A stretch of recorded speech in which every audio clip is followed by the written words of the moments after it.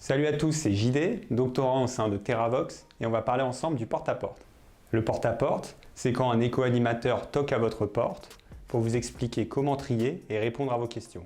De manière générale, les interventions sur le porte-à-porte n'utilisent pas les théories en changement de comportement. Et il y a d'un côté les études sur le tri et de l'autre les interventions terrain. Alors comment réconcilier les deux? Une manière de faire consiste à utiliser des grands domaines théoriques. Ces grands domaines proviennent des études en gestion des déchets et de la littérature en changement de comportement.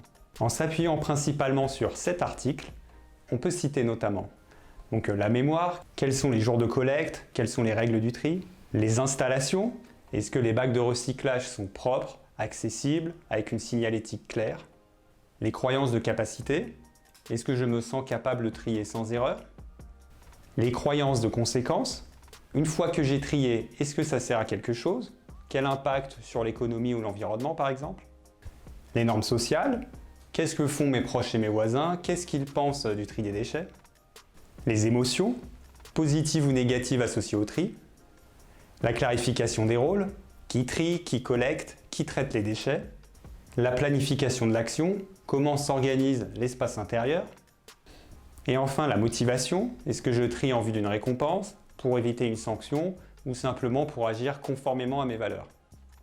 Et pour construire son porte-à-porte, il peut être intéressant de se servir de ces grands domaines.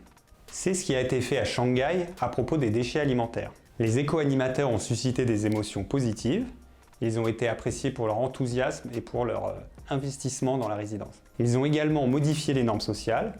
Les résidents se sont dit, puisque les éco-animateurs sont passés, alors plus de gens pensent que le tri est important et du coup tout le monde va s'y mettre. Cette approche a augmenté le taux de capture des déchets alimentaires de 12%. Et quand j'étais ambassadeur du tri, j'ai moi aussi construit un porte-à-porte qui s'appuyait sur des études théoriques. Donc par exemple, on demandait aux résidents dans quelle poubelle vous avez l'habitude de jeter tel ou tel déchet. On leur demandait également, sur 100 Français, d'après vous, combien trient leurs déchets? On attendait la réponse, puis on disait c'est quand même environ 87% des Français qui trient leurs déchets. On pouvait également leur demander, si vous deviez convaincre un ami ou un voisin de trier ses déchets, qu'est-ce que vous leur diriez? On leur proposait ensuite notre propre argumentation économique, altruiste et environnementale. Ils pouvaient enfin choisir un éco-geste qu'ils ne font pas encore et s'engager publiquement pour ce geste sur un site internet.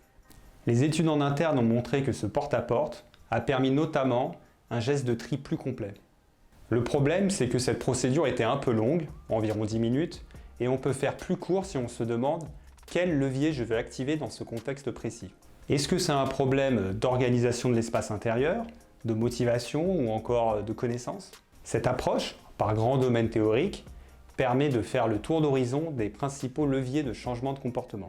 De cette manière, on peut construire une intervention flexible qui a plus de chances d'être efficace. On peut aussi utiliser cette méthode pour d'autres éco-gestes ou pour d'autres interventions qu'un porte-à-porte. On se retrouve très vite pour de nouvelles vidéos, toujours pour mieux comprendre le rôle des sciences comportementales dans la sensibilisation. Cette vidéo s'inscrit dans le cadre de la thèse cofinancée par la région Île-de-France et l'éco-organisme Citeo. Cette thèse est également encadrée par Michael Dupré, spécialisé en psychologie sociale, et Yolande Piris, spécialisée en marketing.